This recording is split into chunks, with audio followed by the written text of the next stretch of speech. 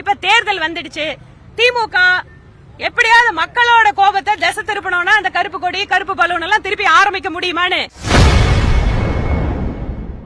பிரதமர் மோடியின் வருகையை முன்னிட்டு திராவிட கட்சிகள் கருப்பு கொடி காட்ட உள்ளதாக வெளியான தகவலுக்கு செய்தியாளர் சந்திப்பில் கோவை மாவட்ட பாஜக எம்எல்ஏ வானதி ஸ்ரீனிவாசன் பதிலடி கொடுத்துள்ளார். முறையை தூண்டுகின்ற விதத்திலே பிரிவினைவாதத்தை தூண்டுகின்ற விதத்தில் ஒரு போஸ்டர் பீகார் மக்கள் தேர்தல் பிரச்சாரத்தின் போது தமிழகத்து மக்களை இழிவுபடுத்துறதுக்காக கருப்பு கொடியா கொஞ்ச நாள் இந்த கருப்பு கொடி விஷயத்தெல்லாம் பார்க்காம அப்படியே கண்டுக்காம இருந்தாங்க. ஏன்னா நிறைய நிதி உதவி எல்லாம் வர வேண்டி இருக்கு டெல்லியில இருந்துன்னு. இப்ப தேர்தல் வந்துடுச்சு.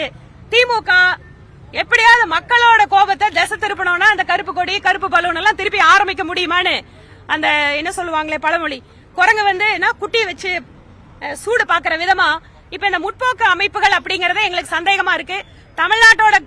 தமிழ்நாடு கவர்மெண்டோட சப்போர்ட்டோட இதை பண்றாங்களோ அப்படிங்கிற சந்தேகம் எங்களுக்கு இருக்கு. ஏனென்றால் இந்த பிரிவினைவாத அமைப்புகளுக்கு இந்த முற்போக்கு அமைப்புகளுக்கெல்லாம் பின்னால யார் இருக்காங்கன்னு பார்த்தா திமுக காரங்க தான் இருக்காங்க, திக காரங்க தான் இருக்காங்க.